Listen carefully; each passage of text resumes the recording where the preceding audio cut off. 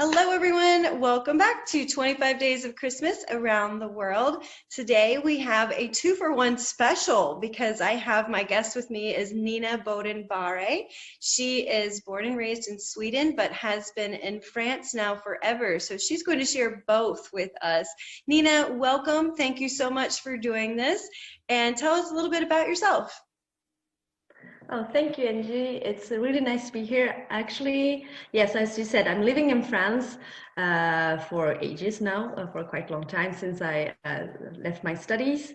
And yeah, I'm a networker, so I'm doing quite a different things. I'm a multipreneur. In France, we call us slasher, which means that I'm working with nutrition and cosmetics with a brand new skin. That's what I'm doing with the BNI. And then I also, I'm a trainer in English in France at the university mostly. And then I also involved in BNI, because I enjoy networking. I enjoy meeting people from all over the world. So this is great. And as I said, I'm feeling like, a citizen from the world. I've been living in the States for a year. So yeah, it's really nice to be able to be around the world online. Yes, and it's nice too that for someone like you that knows all these different cultures to be able to be more online again. It's nice. I feel that way too. It's just so nice. I miss Germany. I miss traveling, and it's nice to connect with people who understand that and still love to do cultures. So, yes. Exactly. And Nina's actually doing this with me on a Saturday night. It's Saturday afternoon for me. So cheers, Nina. We both brought our Christmas drinks, minus the Christmas mimosa. Yes, mine is glögg, which is the Swedish name for glühwein or something like that, or vin chaud in France. Yes. So that's this very Christmas thing. It is. I miss the glühwein in Germany. I really do. So tell me some other Christmas traditions that you have that you love, either Sweden or France or both. But I can start with the Swedish one because we are actually just the day before the St. Lucia tradition, which is a big tradition in Sweden. As you know, in Sweden, it's dark all the time during winter. I mean, it gets dark at 3 o'clock in the afternoon. So it's our celebration for the light. So we're having a lot of candles. We're having the songs, and you can see on the Nobel Prize ceremony. Sometimes you can see the girls coming in dressed all in white, and they have the candles on their head and in their hands, and they're singing songs. And this is like just a few days before Christmas. You're getting there, you're getting closer. And just before that, we have our 4 candles that we light every Advent Sunday. So we've been doing that Sundays now, and tomorrow is going to be the 3rd one. So those are the things that I keep from Sweden, because it's really helping us, getting into the Christmas mood and celebrate it a little bit in before, as I don't feel like we do as much in France, which is the big difference. You have a big celebration at Christmas, but you don't have all these before traditions that we have in Sweden, I think. Oh, that's interesting. I didn't know that about the Swedish tradition. You'll have to send me some more information about that, because that's interesting. I'll have to research that. That sounds fun. I love the St. Lucia. Yeah, I love too. I mean, we really big tradition. The candles that you have, the 4 candles for the 4 Sundays. So you really count down for Christmas. Each Sunday is like, yeah, we're getting closer. When you're a kid, it's a really big thing. You're seeing your candles, and it's just going down. It's like, yes, just another Sunday, and then it's going to be Christmas. Yeah. And people are drinking glögg at Sundays and get together at Sundays to celebrate all these 4 weeks on before Christmas. So yeah, so I feel I'm bringing the Swedish traditions to France. In my family, we're mixing really a lot. So that's really cool. The decorations, I like it having. Yeah, I like to have the Swedish decorations. Up. Happy IKEA is around, so you can go and get your Swedish things settled. It's all over the world, it's international now, so it's a good thing. I love that too, like the decorations and getting everything done ahead of time. I think it builds that, I don't know, the suspense isn't really the right word, but it is a little, just the excitement of it's almost time. I love doing that. We Exactly. today had a Santa Claus. My brother was Santa Claus for all the puppies in the neighborhood. So we all had, Ah, but all the little kids were walking by and they're like, "Oh, Santa's watching," and it just kind of builds the excitement to see the kids and have that in the air, you know. So I love anything we can yes. do to prepare for it. And I'm also Catholic, so we do have Mm, Advent as well. So I have an mm. Advent calendar, and I, like you said, as a kid, I absolutely remember going to church just waiting, you know, and even when the pink went, I'm like, okay, we're getting close, you know. So Exactly. We always had Advent too, you know, and it's so funny to see how it changes now. I mean, my daughter, she's turning 18 in January, and you know, before in France they have the chocolate Advent. We didn't always have chocolate before, but now she loves writing and she wants to be an author and write books. So she got a special one from her favorite book online shop where she's having small little, you know, gifts for each day that goes with writing and books aw, and stuff. And you see, but it's the same pleasure, you know, to count down for Christmas, you know.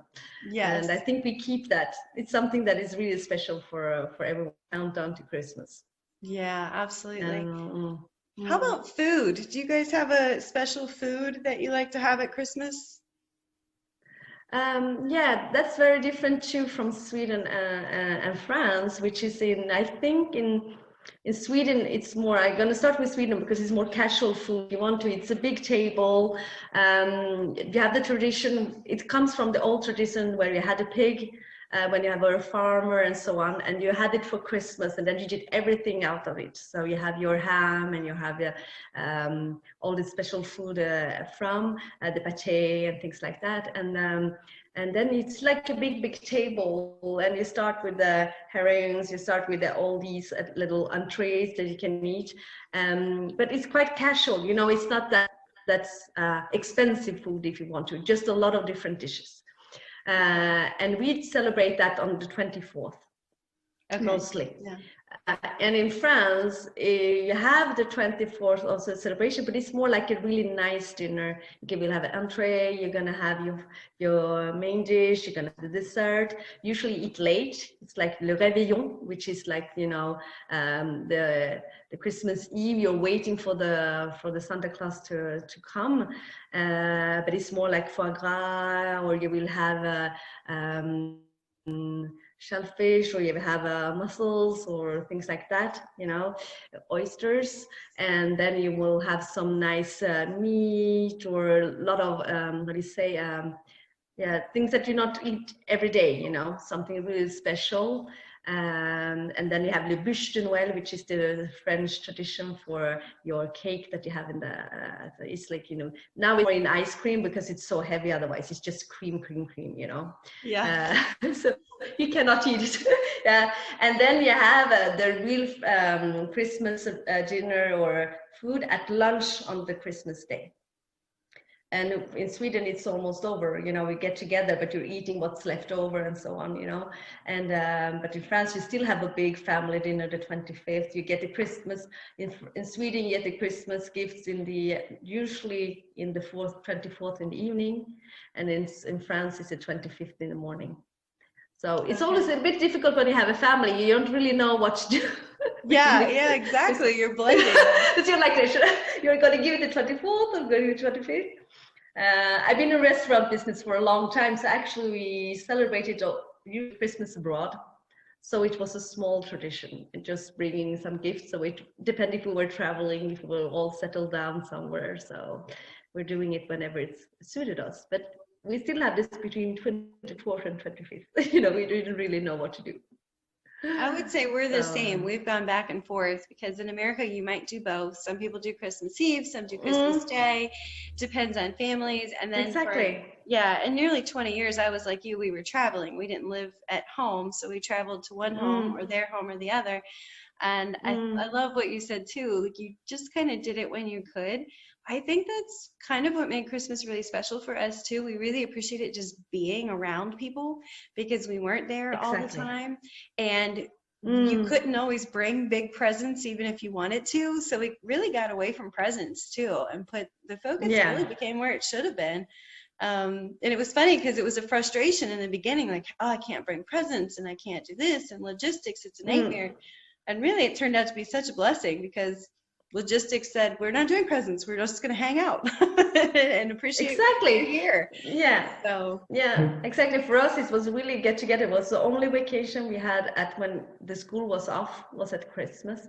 So it was really important to have it with the kids. And usually my family is spread out. My dad is living in Thailand, so sometimes we were celebrating it in Thailand.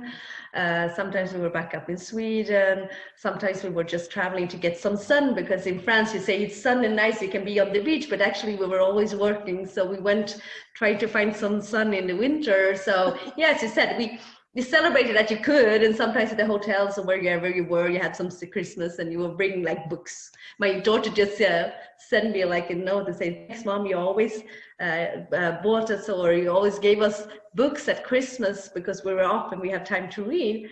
And that's also made her love for reading and now for writing. So she was happy she got that. It's such a simple thing, you know, It's not a special thing, it's easy to take, but it's a great gift. And to choose the book that you really want the person to read is making it special too. So it's a lot of thought. It doesn't have to be fancy. Yeah, it doesn't have to be a fancy thing. And as you said, getting back to the essential, actually, Christmas is to be with people that you love, and make small little things for them, but not this, too big things today. So I'm quite happy too. For that, that it's not this rush for bringing big Christmas gifts. It's not the main point of Christmas. Oh, that's so beautiful. Well, thank you again for sharing with me everything about Sweden. I look forward to, I'm going to research that with the lights. That sounds very pretty. I love that. So it is. It was the dream when you were a little girl to be chosen as the Saint Lucia, because you were singing, or even though you didn't sing that much, but you're just only one person with this, crown on your head. And when you're older, you had real lights or candles. Otherwise, it was just working with like small batteries on it. But it was Go ahead. And it's tomorrow, right? December 13th? Yeah, it's tomorrow morning. Okay. And usually, now it's a little bit difficult with all the celebrations, but normally you have in all the churches, you have all these events, and you have these chorals that are singing, and it's really a big thing, and it's such a dark period for us. So it's just bringing some light, and you're having this, called it Lucia, it's like some buns with saffron inside, and you have these pepperkakor, which is everything that is a little bit spicy cakes, and things like that. So yeah, it's a big tradition. It's really nice, and you can see a lot of videos on it, and usually they're surprising the Nobel Prize winners with this procession. It's the 13th of December, because you usually have the celebration at that day. So, oh wow, yeah, I know that because my niece's birthday is tomorrow, and she's the feast day of Saint Lucy. So I thought, that makes sense to me. That's interesting. Oh, how fun! Yeah. Well, I might just have to post your video tomorrow then, so we can celebrate the feast of Saint Lucy with you educating us about it. Oh, you'll see what you can do it. No problem. Yes, that's wonderful. Yes. Well, Nina, thank you again for your time. This is really interesting, and I just love that you're also in my life. As a networker, you are just phenomenal. I've met so many people, and also Zoom can get draining, and you always bring a lot of energy and education to the moments, and I really appreciate that. I truly do. So thank you. Oh, thank you. Thank you for having me. Yes, and quickly, I almost forgot. How would we say Merry Christmas in Swedish? In Swedish, you would say God Jul. Okay. And yes, et Joyeux Noël in French. Joyeux Noël, yeah. Oh, pretty. Joyeux Noël. Yes. I was like, how do you say it in French? I was thinking Merry Christmas. Well, Merry Christmas to you and your family, and I wish you a wonderful New Year as well. Thank you. Yeah, you too. Bye.